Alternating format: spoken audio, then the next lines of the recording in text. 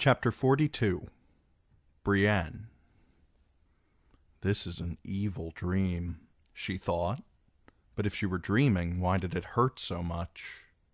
The rain had stopped falling, but all the world was wet. Her cloak felt as heavy as her mail. The ropes that bound her wrists were soaked through, but that only made them tighter. No matter how Brienne turned her hands, she could not slip free. She did not understand who had bound her, or why. She tried to ask the shadows, but they did not answer. Perhaps they did not hear her. Perhaps they were not real. Under her layers of wet wool and rusting mail, her skin was flushed and feverish. She wondered whether all of this was just a fever dream. She had a horse beneath her, though she could not remember mounting. She lay face down across his hindquarters, like a sack of oats. Her wrists and ankles had been lashed together. The air was damp, the ground cloaked in mist. Her head pounded with every step. She could hear voices, but all she could see was the earth beneath the horse's hooves. There were things broken inside of her. Her face felt swollen, her cheek was sticky with blood, and every jounce and bounce sent a stab of agony through her arm. She could hear Podrick calling her, as if from far away. "Sir?" he kept saying. "Sir? My lady? Sir? My lady?" His voice was faint and hard to hear. Finally, there was only silence. She dreamt she was at Harrenhal, down in the bear pit once again. This time it was Biter facing her, huge and bald and maggot white, with weeping sores upon his cheeks. Naked he came, fondling his member, gnashing his filed teeth together. Brienne fled from him. "My sword!" she called. "Oathkeeper, please!" The watchers did not answer. Renly was there, with Nimble Dick and Catelyn Stark. Shagwell, Pig, and Timion had come, and the corpses from the trees with their sunken cheeks, swollen tongues, and empty eye sockets. Brienne wailed in horror at the sight of them, and Biter grabbed her arm and yanked her close and tore a chunk from her face. "Jaime!" she heard herself scream. "Jaime!" Even in the depths of dream, the pain was there. Her face throbbed, her shoulder bled, breathing hurt. The pain crackled up her arm like lightning. She cried out for a maester. "We have no maester," said a girl's voice. "Only me." "I'm looking for a girl," Brienne remembered. "A high-born maid of 3 and 10, with blue eyes and auburn hair." "My lady?" she said. "Lady Sansa?" A man laughed. "She thinks you're Sansa Stark." "She can't go much further. She'll die." "One less lion. I won't weep." Brienne heard the sound of someone praying. She thought of Septon Maribald, but all the words were wrong. "The night is dark and full of terrors, and so are dreams." They were riding through a gloomy wood, a dank, dark, silent place where the pines pressed close. The ground was soft beneath her horse's hooves, and the tracks she left behind filled up with blood.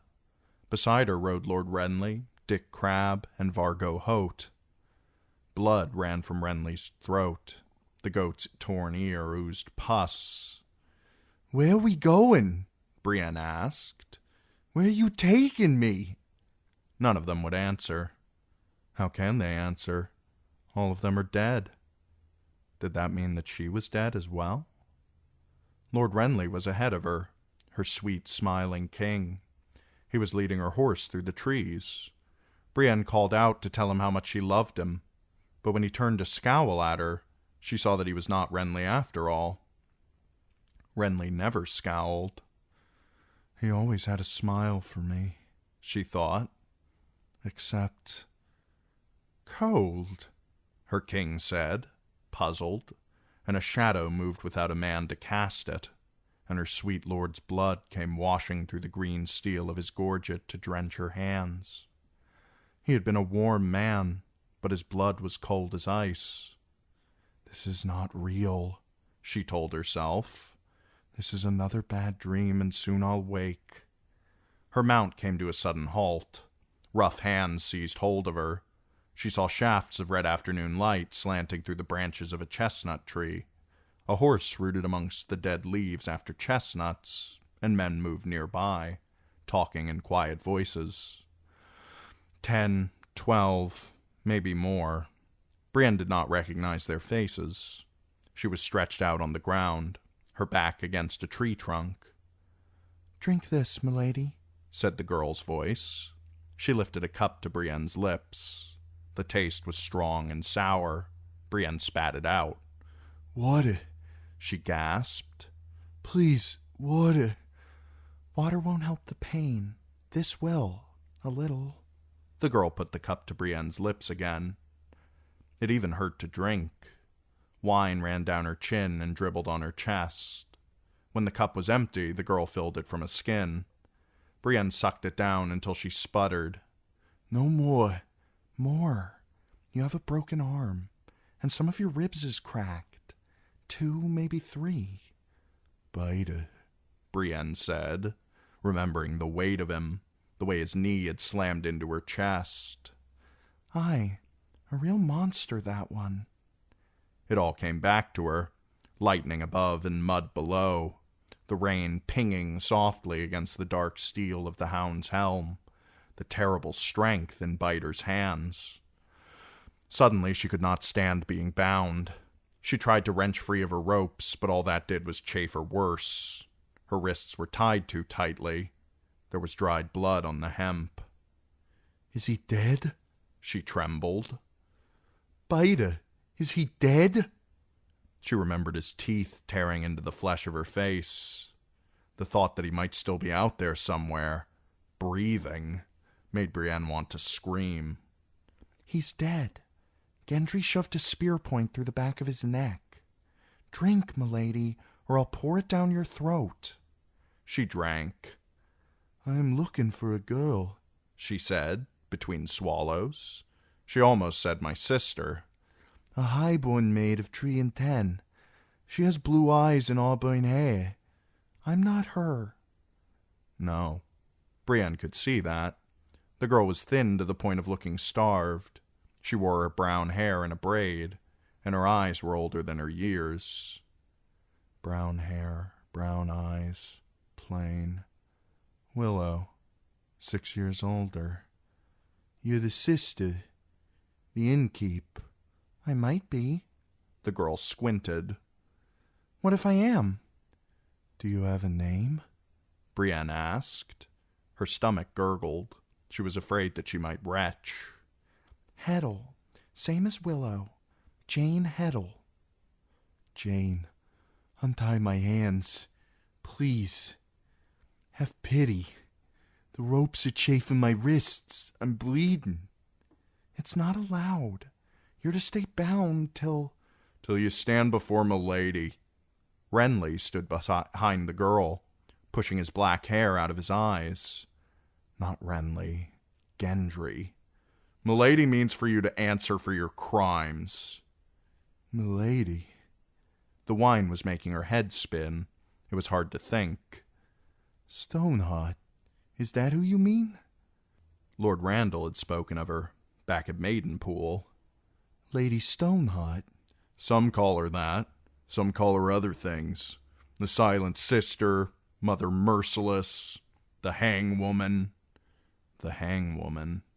When Brienne closed her eyes, she saw the corpses swaying underneath the bare brown limbs, their faces black and swollen. Suddenly she was desperately afraid. "Podrick, my squire! Where's Podrick? And the others? Sir Hyle, Septon Maribald, Dog? What did you do with Dog?" Gendry and the girl exchanged a look. Brienne fought to rise, and managed to get one knee under her before the world began to spin. "It was you killed the dog, milady," she heard Gendry say, just before the darkness swallowed her again. Then she was back on the whispers, standing amongst the ruins and facing Clarence Crabbe. He was huge and fierce, mounted on an oryx shaggier than he was. The beast pawed the ground in fury, tearing deep furrows in the earth. Crabbe's teeth had been filed into points. When Brienne went to draw her sword, she found her scabbard empty. "No!" she cried as Sir Clarence charged. It wasn't fair. She could not fight without her magic sword. Sir Jaime had given it to her. The thought of failing him as she had failed Lord Renly made her want to weep. "My sword! Please! I have to find my sword!" "The wench wants her sword back," a voice declared. "And I want Cersei Lannister to suck my cock. So what?" "Jaime called it Oathkeeper. Please!" But the voices did not listen, and Clarence Crabbe thundered down on her and swept off her head. Brienne spiraled down into a deeper darkness. She dreamed that she was lying in a boat, her head pillowed on someone's lap. There were shadows all around them, hooded men in mail and leather, paddling them across a foggy river with muffled oars. She was drenched in sweat, burning, yet somehow shivering too. The fog was full of faces. "Beauty," whispered the willows on the bank, but the reeds said, "Freak, freak." Brienne shuddered. "Stop," she said. "Someone make them stop." The next time she woke, Jane was holding a cup of hot soup to her lips. Onion broth, Brienne thought. She drank as much of it as she could, until a bit of carrot caught in her throat and made her choke. Coughing was agony. "Easy," the girl said. "Gendry," she wheezed. "I have to talk with Gendry." "He turned back at the river, milady. He's gone back to his forge, to Willow and the little ones, to keep them safe." "No one can keep them safe." She began to cough again. "Ah, let her choke. Save us a rope." One of the shadow men shoved the girl aside. He was clad in rusted rings and a studded belt. At his hip hung longsword and dirk. A yellow greatcloak was plastered to his shoulders, sodden and filthy. From his shoulders rose a steel dog's head, its teeth bared in a snarl. "No," Brienne moaned. "No, you're dead. I killed you." The hound laughed. "You got that backwards. It'll be me killing you. I'd do it now, but milady wants to see you hanged." Hanged. The word sent a jolt of fear through her. She looked at the girl, Jane. She is too young to be so hard. "Bread and salt," Brienne gasped. "The inn. Septon Maribald fed the children. We broke bread with your sister." "Guess right don't mean so much as it used to," said the girl. "Not since milady come back from the wedding. Some of them swinging down by the river figured they were guests too." "We figured different," said the hound. "They wanted beds, we gave 'em trees." "We got more trees, though," put in another shadow, one-eyed beneath a rusty pot-helm. "We always got more trees." When it was time to mount again, they yanked a leather hood down over her face. There were no eye holes. The leather muffled the sounds around her. The taste of onions lingered on her tongue, sharp as the knowledge of her failure. They mean to hang me. She thought of Jaime, of Sansa, of her father back on Tarth, and was glad for the hood. It helped hide the tears welling in her eyes. From time to time she heard the outlaws talking, but she could not make out their words. After a while she gave herself up to weariness and the slow, steady motion of her horse. This time she dreamed that she was home again, at evenfall. Through the tall arched windows of her Lord Father's hall she could see the sun just going down. I was safe here. I was safe.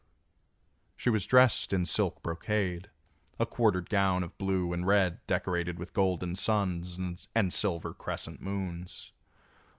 On another girl it might have been a pretty gown, but not on her. She was 12, ungainly and uncomfortable, waiting to meet the young knight her father had arranged for her to marry, a boy 6 years her senior, sure to be a famous champion one day. She dreaded his arrival. Her bosom was too small, her hands and feet too big. Her hair kept sticking up, and there was a pimple nestled in the fold beside her nose. "He will bring a rose for you," her father promised her. But a rose was no good. A rose could not keep her safe. It was a sword she wanted. Oathkeeper, I have to find the girl. I have to find his honor. Finally, the doors opened, and her betrothed strode into her father's hall. She tried to greet him as she had been instructed, only to have blood come pouring from her mouth. She had bitten her tongue off as she waited. She spat it at the young knight's feet, and saw the disgust on his face. "Brienne the beauty," he said in a mocking tone. "I've seen sows more beautiful than you." He tossed the rose in her face. As he walked away, the griffins on his cloak rippled and blurred and changed to lions. "Jamie," she wanted to cry. "Jamie, come back for me!" But her tongue lay on the floor by the rose, drowned in blood. Brienne woke suddenly, gasping. She did not know where she was. The air was cold and heavy, and smelled of earth and worms and mold. She was lying on a pallet beneath a mound of sheepskins, with rock above her head and roots poking through the walls. The only light came from a tallow candle, smoking in a pool of melted wax. She pushed aside the sheepskins. Someone had stripped her out of her clothes and armor, she saw. She was clad in a brown woolen shift, thin but freshly washed. Her forearm had been splinted and bound up with linen, though. One side of her face felt wet and stiff. When she touched herself, she found some sort of damp poultice covering her cheek and jaw and ear. Biter. Brienne got to her feet. Her legs felt weak as water, her head as light as air. "Is anyone there?" Something moved in one of the shadowed alcoves behind the candle. An old gray man clad in rags. The blankets that had covered him slipped to the floor. He sat up and rubbed his eyes. "Lady Brienne, you gave me a fright. I was dreaming." No, she thought. That was me. "What place is this? Is this a dungeon?" "A cave. Like rats, we must run back to our holes when the dogs come sniffing after us. And there are more dogs every day." He was clad in the ragged remains of an old robe, pink and white. His hair was long and gray and tangled. The loose skin of his cheeks and chin was covered with coarse stubble. "Are you hungry? Could you keep down a cup of milk? Perhaps some bread and honey?" "I want my clothes, my sword." She felt naked without her mail, and she wanted Oathkeeper at her side. "The way out. Show me the way out." The floor of the cave was dirt and stone, rough beneath the soles of her feet. Even now she felt light-headed, as if she were floating. The flickering light cast queer shadows. Spirits of the slain, she thought, dancing all about me, hiding when I turned to look at them. Everywhere she saw holes and cracks and crevices, but there was no way to know which passages led out, which would take her deeper into the cave, and which went nowhere. All were black as pitch. "Might I feel your brow, my lady?" Her jailer's hand was scarred and hard with callus, yet strangely gentle. "Your fever has broken," he announced, in a voice flavored with the accents of the free cities. "Well and good. Just yesterday your flesh felt as if it were on fire. Jane feared that we might lose you." "Jane? The tall girl?" "The very one. Though she is not so tall as you, my lady. Long Jane, the men call her. It was she who set your arm and splinted it, as well as any maester. She did what she could for your face as well, washing out the wounds with boiled ale to stop the mortification. Even so, a human bite is a filthy thing. That is where the fever came from, I am certain." The gray man touched her bandaged face. "We had to cut away some of the flesh. Your face will not be pretty, I fear." "It has never been pretty." "Scars, you mean?" "My lady, that creature chewed off half your cheek." Brienne could not help but flinch. Every knight has battle scars, Sir Goodwin had warned her when she asked him to teach her the sword. "Is that what you want, child?" Her old master-at-arms had been talking about sword cuts, though. He could never have anticipated Biter's pointed teeth. "Why set my bones and wash my wounds if you only mean to hang me?" "Why, indeed?" He glanced at the candle, as if he could no longer bear to look at her. "You fought bravely at the inn, they tell me. Lem should not have left the crossroads. He was told to stay close, hidden, to come at once if he saw smoke rising from the chimney. But when word reached him that the mad dog of Salt Pans had been seen making his way north along the Green Fork, he took the bait. We have been hunting that lot for so long. Still, he ought to have known better. As it was half a day before he realized that the mummers had used a stream to hide their tracks and doubled back behind him, and then he lost more time circling round the column of Frey knights. If not for you, only corpses might have remained at the inn by the time that Lem and his men got back. That was why Jane dressed your wounds, mayhaps. Whatever else you may have done, you won those wounds honorably in the best of causes."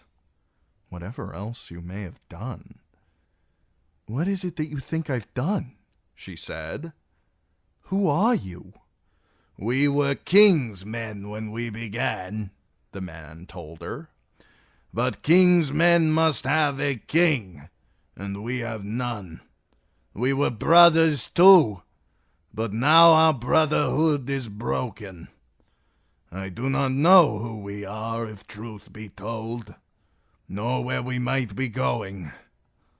I only know the road is dark. The fires have not shown me what lies at its end."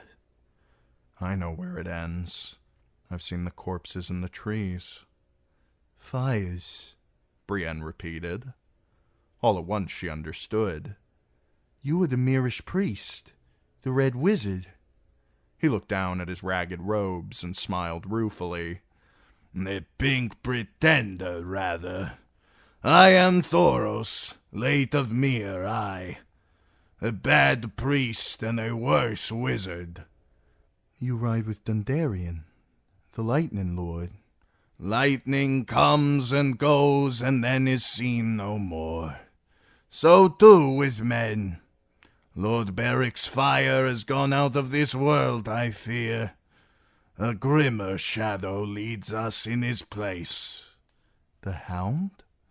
The priest pursed his lips. "The Hound is dead and buried." "I saw him in the woods." "A fever dream, my lady." "He said that he would hang me." "Even dreams can lie. My lady, how long has it been since you have eaten? Surely you are famished." She was, she realized. Her belly felt hollow. Food would be welcome, thank you." "A meal, then. Sit. We will talk more, but first a meal. Wait here." Thoros lit a taper from the sagging candle and vanished into a black hole beneath a ledge of rock. Brienne found herself alone in the small cave. For how long, though? She prowled at the chamber, looking for a weapon. Any sort of weapon would have served. A staff, a club, a dagger. She found only rocks. One fit her fist nicely, but she remembered the whispers and what had happened when Shagwell tried to pit a stone against a knife. When she heard the priest's returning footsteps, she let the rock fall to the cavern floor and resumed her seat. Thoros had bread and cheese and a bowl of stew. "I am sorry," he said. "The last of the milk had soured, and the honey is all gone. Food grows scant. Still, this will fill you." The stew was cold and greasy, the bread hard, the cheese harder. Brienne had never eaten anything half so good. Are my companions here? She asked the priest as she was spooning up the last of the stew. "The Septon was set free to go upon his way. There was no harm in him. The others are here, awaiting judgment." Judgment? She frowned. Podrick Payne is just a boy. "He says he is a squire." You know how boys will boast. "The imp's squire. He has fought in battles by his own admission.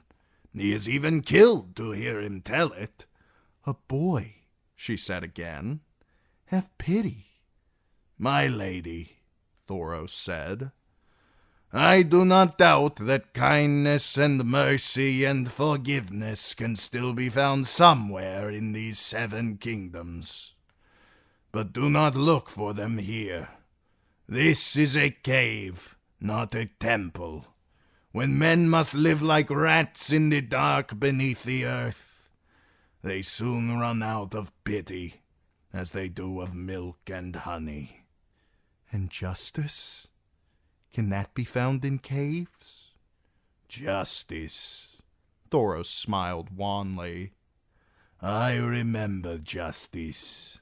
It had a pleasant taste. Justice was what we were about when Beric led us, or so we told ourselves. We were king's men, knights and heroes. But some nights are dark and full of terror, my lady. War makes monsters of us all."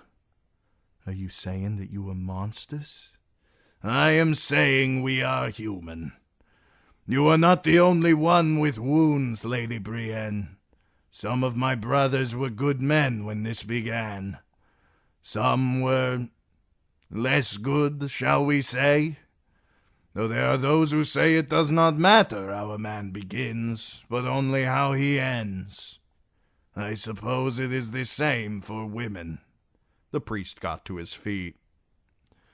"Our time together is at an end, I fear. I hear my brothers coming. Our Lady sends for you." Brienne heard their footsteps and saw the torchlight flickering in the passage. You told me she had gone to Fairmarket. "And so she had. She returned whilst we were sleeping. She never sleeps herself." I will not be afraid, she told herself. But it was too late for that.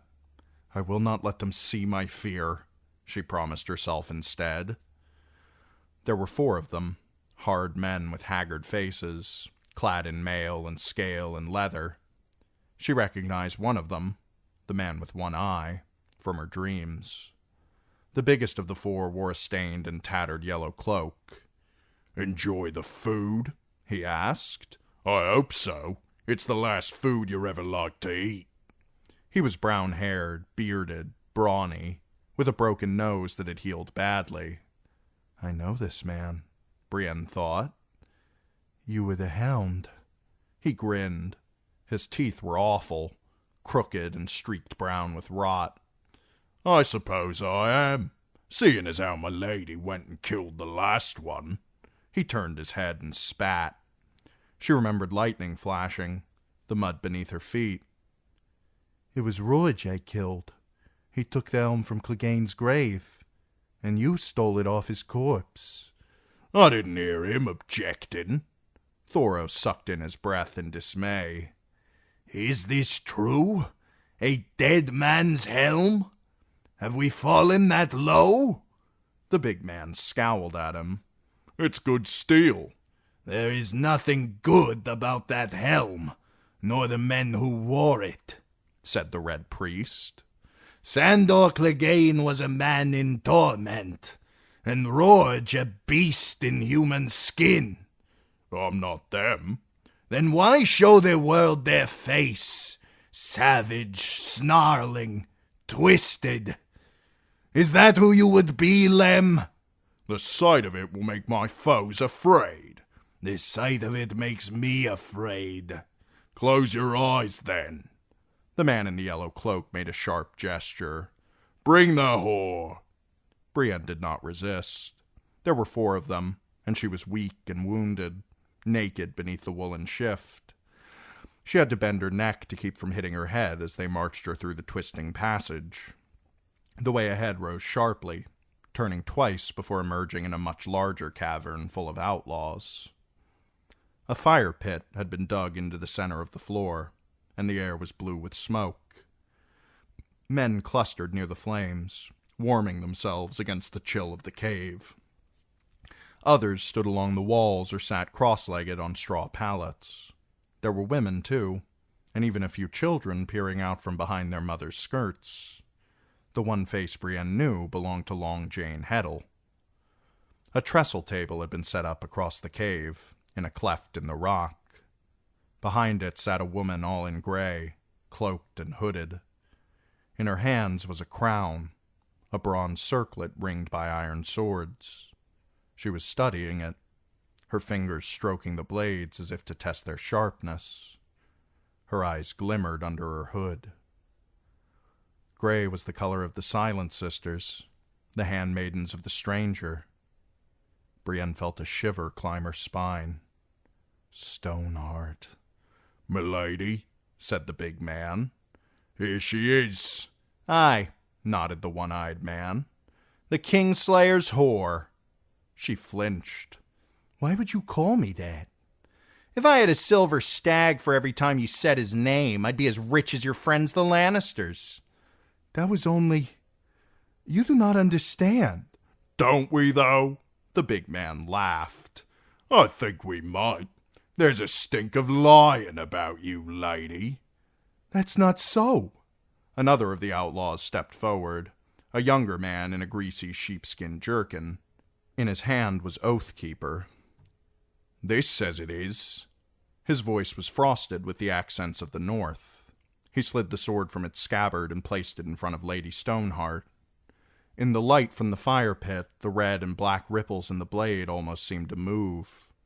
But the woman in gray had eyes only for the pommel, a golden lion's head, with ruby eyes that shone like 2 stars. "There is this as well." Thoros of Myr drew a parchment from his sleeve and put it down next to the sword. "It bears the boy king's seal and says the bearer is about his business." Lady Stoneheart set the sword aside to read the letter.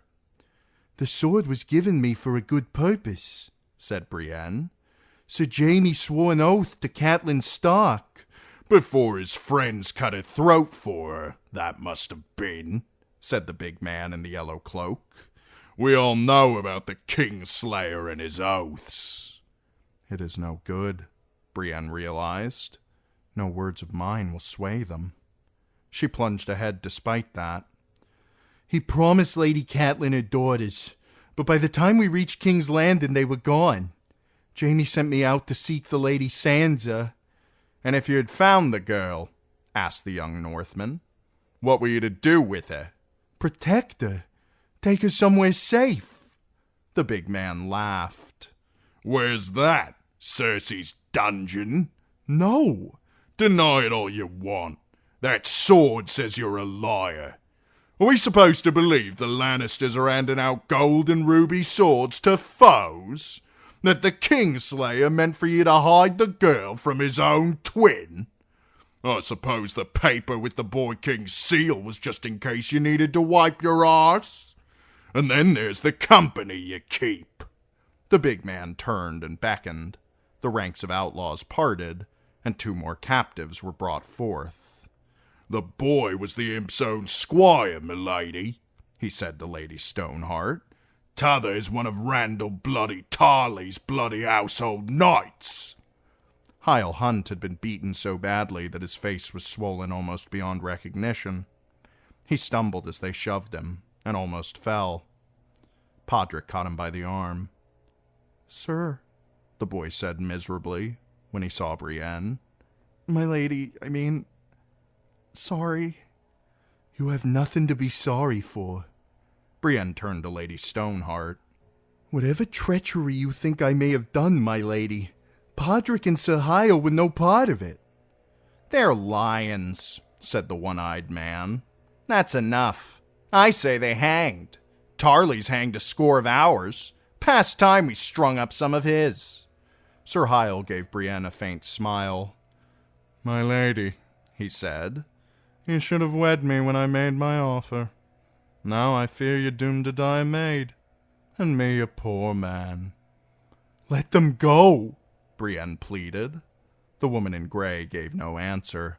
She studied the sword, the parchment, the bronze and iron crown. Finally, she reached up under her jaw and grasped her neck, as if she meant to throttle herself. Instead, she spoke. Her voice was halting, broken, tortured. The sound seemed to come from her throat, part croak, part wheeze, part death rattle. The language of the damned, thought Brienne. I don't understand. What did she say? She asked the name of this blade of yours, said the young Northman in the sheepskin jerkin. Oathkeeper, Brienne answered. The woman in gray hissed through her fingers. Her eyes were two red pits burning in the shadows. She spoke again. No, she says. Call it Oathbreaker, she says. It was made for treachery and murder. She names it False Friend, like you. To whom have I been false? To her, the Northman said. Can it be that my lady has forgotten that you once swore her your service? There was only one woman that the Maid of Tarth had ever sworn to serve. That cannot be, she said. She's dead. Death and guest right, muttered Long Jane Heddle. They don't mean so much as they used to. Neither one. Lady Stoneheart lowered her hood and unwound the gray wool scarf from her face. Her hair was dry and brittle, white as bone. Her brow was mottled green and gray, spotted with the brown blooms of decay. The flesh of her face clung in ragged strips from her eyes down to her jaws. Some of the rips were crusted with dried blood, but others gaped open to reveal the skull beneath. Her face, Brienne thought. Her face was so strong and handsome. Her skin so smooth and soft. Lady Catelyn? Tears filled her eyes. They said that you were dead. She is, said Thoros of Myr. The Freys slashed her throat from ear to ear. When we found her by the river, she was 3 days dead. Harwin begged me to give her the kiss of life, but it had been too long. I would not do it. So Lord Beric put his lips to hers instead, and the flame of life passed from him to her, and she rose. May the Lord of Light protect us. She rose. Am I dreaming still? Brienne wondered. Is this another nightmare born from Biter's teeth? I never betrayed her. Tell her that. I swear it by the Seven. I swear it by my sword. The thing that had been Catelyn Stark took hold of its throat again, fingers pinching at the ghastly long slash in her neck, and choked out more sounds. Words are wind, she says, the Northman told Brienne. She says that you must prove your faith. How? Asked Brienne. With your sword. Oathkeeper, you call it? Then keep your oath to her, milady says. What does she want of me? She wants her son alive or the men who killed him dead, said the big man. She wants to feed the crows like they did at the Red Wedding.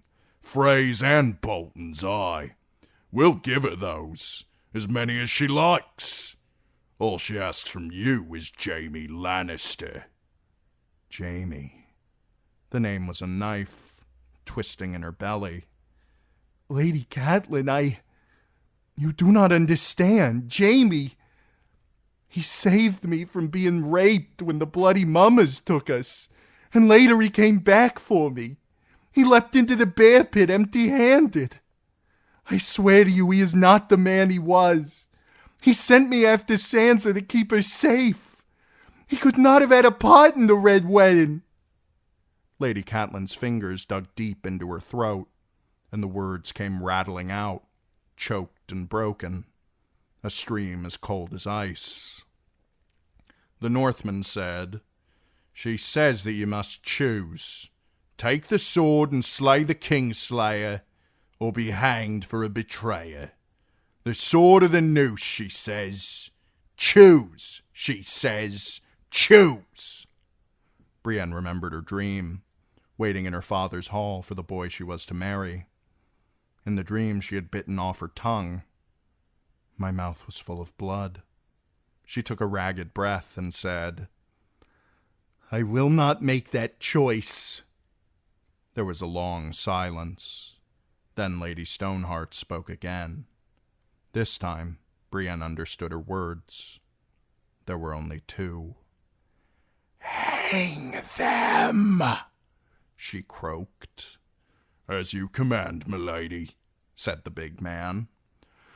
They bound Brienne's wrists with rope again and led her from the cavern, up a twisting stony path to the surface. It was morning outside, she was surprised to see. Shafts of pale dawn light were slanting through the trees. So many trees to choose from, she thought. They will not need to take us far. Nor did they. Beneath a crooked willow, the outlaws slipped a noose about her neck, jerked it tight, and tossed the other end of the rope over a limb. Hyle Hunt and Podrick Payne were given elms. Sir Hyle was shouting that he would kill Jaime Lannister, but the hound cuffed him across the face and shut him up. He had donned the helm again. "If you got crimes to confess to your gods, this would be the time to say them." Podrick has never harmed you. My father will ransom him. Tarth is called the Sapphire Isle. Send Podrick with my bones to Evenfall, and you'll have sapphires, silver, whatever you want. "I want my wife and daughter back," said the hound. "Can your father give me that? If not, he can get buggered. The boy will rot beside you. Wolves will gnaw your bones." "Do you mean to hang her, Lem?" asked the one-eyed man. "Or do you figure to talk the bitch to death?" The hound snatched the end of the rope from the man holding it. "Let's see if she can dance," he said, and gave a yank. Brienne felt the hemp constricting, digging into her skin, jerking her chin upward. Sir Hyle was cursing them eloquently, but not the boy. Podrick never lifted his eyes, not even when his feet were jerked up off the ground. If this is another dream, it is time for me to awaken. If this is real, it is time for me to die. All she could see was Podrick, the noose around his thin neck, his legs twitching. Her mouth opened. Pod was kicking, choking, dying. Brienne sucked the air in desperately, even as the rope was strangling her. Nothing had ever hurt so much. She screamed a word.